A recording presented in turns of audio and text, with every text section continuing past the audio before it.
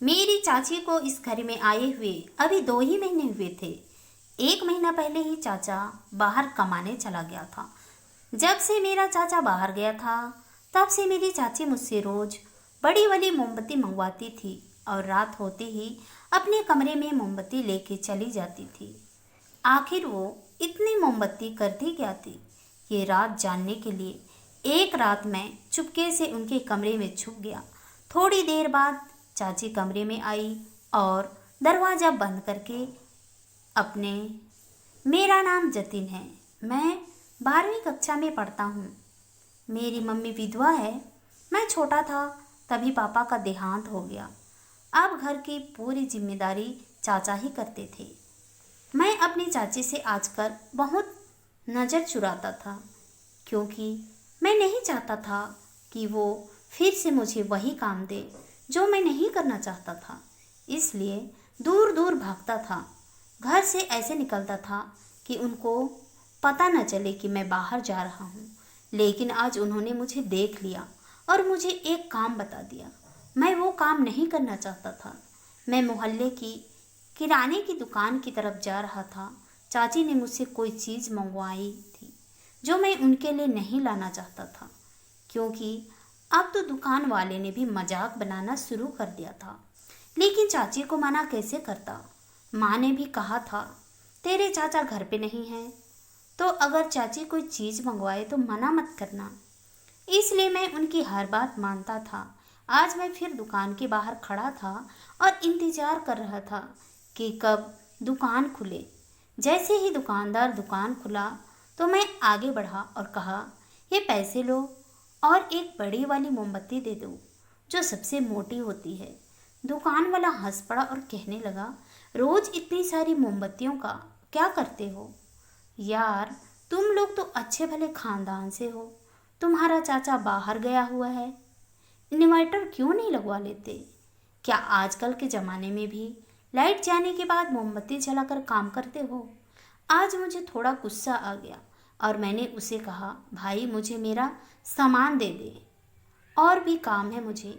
मेरा उससे कहने का ये मतलब था, तुम अपने काम से काम रख, तुम्हारा काम है सामान बेचना। मैंने वो मोमबत्ती ली और घर आ गया। चाची पहले ही इंतज़ार में खड़ी थी। मेरी चाची बहुत ज़्यादा खूबसूरत थी। उनका कलर सिर्फ सफ़ेद ही नहीं था बल्कि वो सुंदर भी थी। सब लोग हैरान रह गए थे कि ये इतनी खूबसूरत कैसी है। इतनी खूबसूरत तो फिल्म की हीरोइन भी नहीं होती। यही खूबसूरती थी जिसको देखकर मेरी माँ ने फौरन सोच लिया कि अपने देवर की शादी इसी के साथ करूँगी।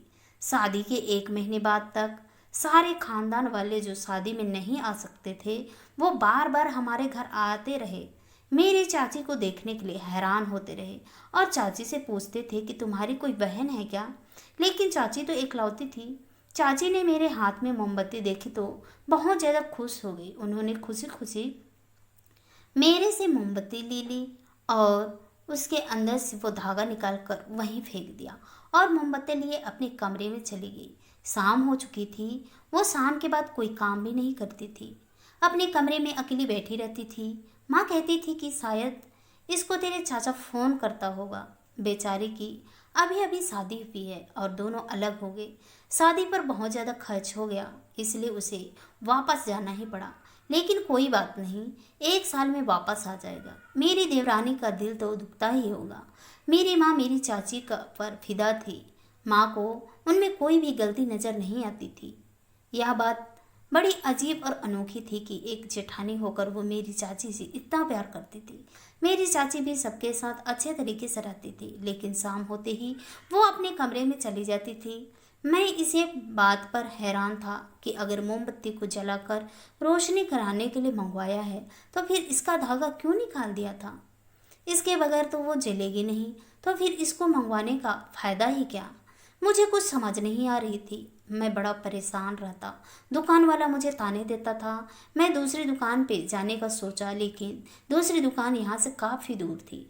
इसमें मेरा वक्त बर्बाद होता था और मैं गर्मी में इतनी बार चक्कर नहीं लगा सकता था, इसलिए वही दुकान से सामान लेने लगा।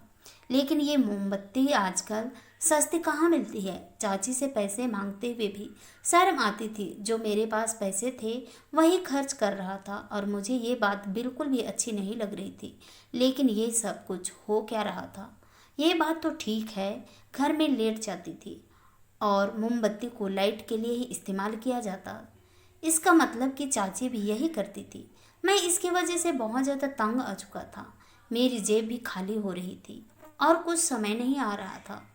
इसी बीच दीपावली भी आ गई और हम लोगों ने दीपावली भी गुजार ली। मैंने एक तरकीब निकाली। मैंने कुछ पैसे एडवांस देकर इन्वर्टर खरीद लिया और अपने घर लगा दिया। अब मुझे पूरा यकीन था कि इसके बाद चाची मुझे मोमबत्ती लाने के लिए नहीं कहेगी, क्योंकि घर में इन्वर्टर से लगा लिया था। घर वाले भी खुश हो गए। मुझे यकीन था कि चाची अब वो काम नहीं देगी, लेकिन मैं तो हैरान रह गया जब अगले ही दिन चाची मुझे पैसे दिए और कहा, मेरे लिए एक मोमबत्ती लेकर आना। कल भी तुम लेकर नहीं आए। मैंने कहा, चाची अब आपको इसकी क्या ज़रूरत है, अब तो इन्वर्टर भी लग गया है। इस बात पर वो शांत हो गए। मुझे चाची की बात माननी पड़ी, लेकिन मैं हैरान था कि अब तो मैंने इन्वर्टर भी लगवा दिया था, फिर भी वो मुझसे ये सब कुछ क्यों कह रही थी। खैर, जो मैं नहीं चाहता था वह मुझे करना पड़ा। एक दिन मैंने चाची से पूछा कि इसका क्या करती हो, तो इस बात पर वो हंसने लगी और कहने लगी, मैं रात को खिड़की खोल दूंगी, तुम खुद ही देख लेना कि मैं इसका क्या करती हूँ। मैं हैरान रह गया। मेरी चाची बहुत ही ज़्यादा अजीब थी, लेकिन उनके साथ उनका कितना अच्छा नहीं था। मेरी चाची उस दिन मुझसे अजीब किस्म की बात कर रही थी। मैं ये बात अपनी माँ को भी नहीं बता सकता था। एक दिन चाचा का फ़ोन आया और वो माँ से कह रहा था कि लगता है आप लोगों ने मेरी बीवी को बहुत ज़्यादा प्यार से रखा हुआ है, उसको मेरा कोई ख्याल ही नहीं, मुझे फ़ोन नहीं करती, मुझसे बात करती है, पर माँ ने कहा तो शाम को सारे काम वगैरह ख़त्म कर देती है और कहती है कि मैं रूम जा रही हूँ तुमसे बात करने के लिए, क्योंकि इस टाइम वहाँ पे सुबह का वक्त होता है। मैं उसको तंग नहीं करती कि तुम तो यहाँ पर रहते नहीं हो, तो बात करके ही गुजारा हो सकता है। मेरा चाचा इस बात पर हैरान था। उसने कहा, नहीं ऐसा कुछ नहीं है, हम लोगों का बात करते तो हैं, लेकिन इतना वक्त नहीं देती वो। मेरे चाचा ने भी शायद उसकी इज्जत रख ली थी और बात को घुमा दिया था। मेरी माँ को भी शक होने लगा था। मेरी माँ ने उसके बाद से मेरी चाची को रात का खाना बनाने का काम दे दिया करती और कहती, रात का सारा खाना तुम्हें बनाना है। खाना बनाने का काम ये मतलब था कि उसे खाना बनाना था, सबके लिए खाना तैयार रखना था और उसके बाद खाने के बर्तन भी धोने थे, जिसमें वक्त काफ़ी लग जाता था। रात के 10 तो बजे होंगे। हमारे घर में खाना देर से खाया जाता था। चाची ने 2 दिन तो ये काम किया, उसके बाद वो परेशान हो गई। उन्होंने कहा, मैं यह काम नहीं करूँगी। एक तो मेरे पति को बाहर भेज दिया। शादी में तो आप लोगों ने ऐसा कुछ नहीं बताया था कि वो इतनी जल्दी वापस चला जाएगा, और ऊपर से मुझे घर के काम करवा रहे हैं। मैं दिन का खाना बनाया करूँगी, रात का खाना मैं नहीं बनाऊँगी। जब उन्होंने इनकार कर दिया और अपने पर आ गई, तो फिर माँ भी क्या करती। फिर घर में झगड़े होते और कुछ भी ठीक नहीं होता। मेरी माँ इस तरह की नहीं थी, उनको ज़्यादा झगड़े करने का शौक़ नहीं था, इसलिए वो भी खामोश हो गई। और मैंने भी सोच लिया कि मैं भी देखूंगा कि चाची क्या करती है। और उन्होंने खुद ही कहा था कि मैं खिड़की खोल दूंगी और तुम खुद ही देख लेना।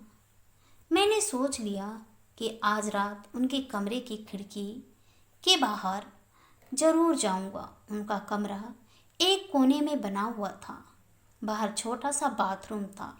यह हिस्सा चाचा को इसलिए दिया था कि उनकी शादी हुई है तो वो लोग थोड़ा साइड पर रहें। मुझे ये अच्छा तो नहीं लग रहा था, क्योंकि रात का वक्त था। अगर मुझे कोई देख लेता कि चाची के कमरे की खिड़की के बाहर खड़ा हूँ और अंदर झांक रहा हूँ, तो मेरी बहुत बेइज्जती हो जाती। मम्मी तो मुझे ना जाने क्या क्या बातें सुनाती। एक तो उसका पति घर पर नहीं है, तो कौन होता है रात के टाइम उसके पास जाने वाला। मैंने आसपास देखा तो कोई भी नहीं था। फिर जब मैं खिड़की के पास गया तो खिड़की बंद थी, लेकिन अंदर से अजीबोगरीब किस्म की आवाज़ आ रही थी। ऐसे लगता था कि चाची को दर्द हो रहा है। मैं हैरान था कि चाची ऐसा क्या कर रही है। वो तो कह रही थी कि वो दरवाज़ा खोल देगी, लेकिन उन्होंने दरवाज़ा नहीं खोला और मैं वहाँ से वापस चला गया। सुबह मैंने चाची से कहा, आपने खिड़की क्यों नहीं खोली? तो उसने कहा, अच्छा तुम देखने चले आए? मैं तो मजाक कर रही थी, तुम्हें शर्म नहीं आती? तुम मेरे कमरे में झांकोगे? मैं शर्मिंदा हो गया और कहा, नहीं मैं भी मजाक ही कर रहा था, नहीं आया था। इस बात पर वो भी हंसने लगे और कहने लगी, कोई बात नहीं, मैं खिड़की खोलना भूल गई थी, मुझे कुछ समझ नहीं आती थी। उनका मूड कभी पता नहीं चलता था, कभी कोई अजीब सी बात कर देती थी और काटती थी कि मैं मजाक कर रही थी। और मेरी माँ को भी मेरी चाची से तकलीफ होने लगी थी। उनकी हरकतों पर गुस्सा आने लगा था। अगर मोहल्ले से कोई आता तो मेरी माँ उसकी बुराइयाँ भी करती थी, जबकि मोहल्ले वाले कहते थे कि बड़ी किस्मत वाली हो, इतनी खूबसूरत देवरानी मिली है। माँ कहती थी कि खूबसूरती का अचार डालूं क्या, कोई योग्य भी तो होना चाहिए। जबकि यही माँ थी जो पहले कह रही थी कि लड़की को खूबसूरत होना चाहिए। चाचा यहाँ पर नहीं था। अगर पता चल जाता कि इस तरह की हरकतें हो रही है तो वो भी हैरान होते और परेशान भी। अगले दिन फिर से इंतज़ार कर रहा था कि आज खिड़की खुली होगी, लेकिन आज जब मैंने जाने लगा तो मेरी माँ ने मुझे देख लिया। उन्होंने कहा, इस तरह किधर जा रहा है?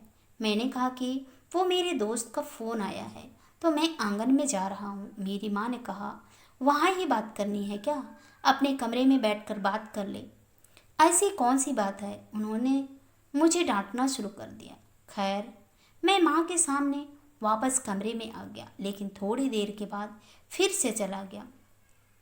जब मुझे यकीन हो गया कि मेरी माँ सो गई है, लेकिन इस बार फिर से खिड़की बंद थी और वही आवाज़ें आ रही थी। अब मैंने गौर से सुना। वो ऐसी आवाज़ें थी जैसी कि चाची तकलीफ में है। क्या वो चाचा की याद में रो रही थी? लेकिन वैसे तो उनकी हरकतों से ऐसा नहीं लगता था कि उनको चाचा की याद आती है। चाचा कहते थे कि ये मुझसे ठीक से बात भी नहीं करती, आप लोगों ने इसको कामों में तो नहीं लगा रखा है। लेकिन ऐसा तो कुछ भी नहीं था। फिर ये आवाज़ें क्यों आ रही थी? आज मैं बड़ा परेशान हो गया। अगले दिन मैंने चाची से उसके बारे में कोई जिक्र नहीं की। वो शायद मेरे साथ मजाक कर रही थी। रोज़ कहती थी कि मैं खिड़की खोल दूंगी, लेकिन खिड़की खोलती नहीं थी और मैं चोरों की तरह जाता था। मुझे टेंशन अलग होती थी। पर आज माँ ने भी मुझे, इसलिए मैंने सोच लिया कि मैं ये सब कुछ अपने दिमाग से निकाल दूंगा। वैसे भी मुझे उनकी ज़िंदगी में बोलने की ज़रूरत नहीं है, लेकिन दूसरी तरफ वो चीज़ें भी मुझसे मंगवाते थे, तो फिर क्या करता। एक दिन चाचा का फ़ोन आया और उन्होंने कहा कि वो 3 महीने के लिए आएंगे उसके उसके आने में ज़्यादा दिन नहीं हैं, क्योंकि उसकी छुट्टियां मिल रही है। जिस शहर में वो काम करता है वहाँ की हालत ख़राब है, उसको जल्द वापस भेज दिया जाएगा और वो 3 महीने के लिए यहीं पर रहेगा। यह बात सुनकर हम सब खुश हो गए, लेकिन चाची की शक्ल देखकर ऐसा लगता था कि वो बहुत ज़्यादा परेशान हो गई थी। आप बिल्कुल भी सही नहीं हैं, वो बहुत ज़्यादा परेशान हो गई थी।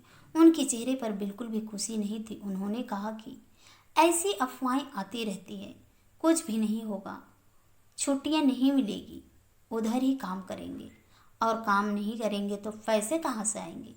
मेरी माँ ने सीधा कह दिया, तुम्हें तो खुश होना चाहिए कि तुम्हारा पति वापस आ रहा है, तुम्हें काम और पैसों की पड़ी हुई है। तो मेरी चाची ने बोलना शुरू कर दिया, पैसे नहीं आएंगे तो घर कैसे चलेगा? आपका बेटा तो अभी तक कमाना शुरू नहीं किया है। माँ कुछ बोलने लगी, लेकिन मैंने माँ को चुप करवा दिया। मैंने कहा, वो अपना रंग दिखा रही है और इस तरह घर का माहौल खराब होगा और आपका भी ब्लड प्रेशर बढ़ जाएगा। माँ अपने कमरे में चली गई। मैं खुश था कि उन्होंने मेरी बात मान ली और वो शांत हो गई। मैं नहीं चाहता था कि घर में कोई बवाल हो।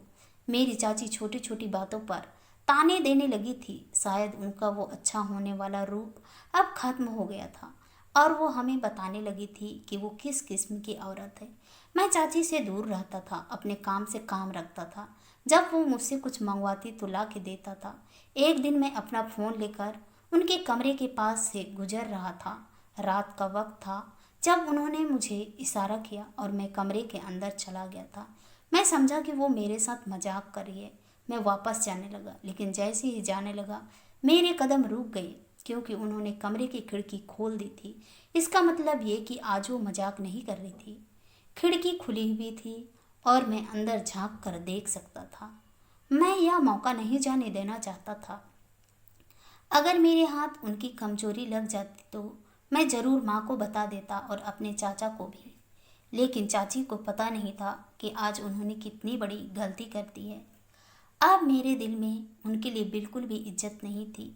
वो मेरी माँ के साथ झगड़ा करती थी और मुझे ये सब कुछ पसंद नहीं था। मैं आगे बढ़ा, काफ़ी हैरान भी था कि क्या होने वाला है। खिड़की खुली हुई थी और कमरे की लाइट भी ऑन थी। देखने के लिए गर्दन अंदर की तो सामने का मंजर पहले तो मुझे ठीक से दिखाई नहीं दिया। उसके बाद जब देखा तो हैरान रह गया। मेरे होश उड़ गए। अब मुझे पता चला कि चाची को दर्द क्यों होता था, क्योंकि चाची मोमबत्ती जलाकर और उसे पिघलाकर अपने चेहरे और हाथों पर लगा रही थी। गर्म गर्म मोमबत्ती लगाकर जब वो सामने बैठी थी तो बहुत ही अजीब लग रही थी। उन्होंने भी मुझे देख लिया। मैं अंदर झांक रहा हूँ और मेरी तरफ देखकर अजीब सी देखने लगी। मुझे डर लगने लगा और मैं वहाँ से चला गया।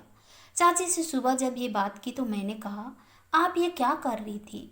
उसने कहा कि तुम्हें क्या लगता है कि मैं इतनी खूबसूरत क्यों हूँ? मैं रोज रात को अपने चेहरे पर मोमबत्ती लगाती थी और उसकी वजह से मेरे चेहरे की सारी गंदगी मेरे शक्ल से उतर जाती है।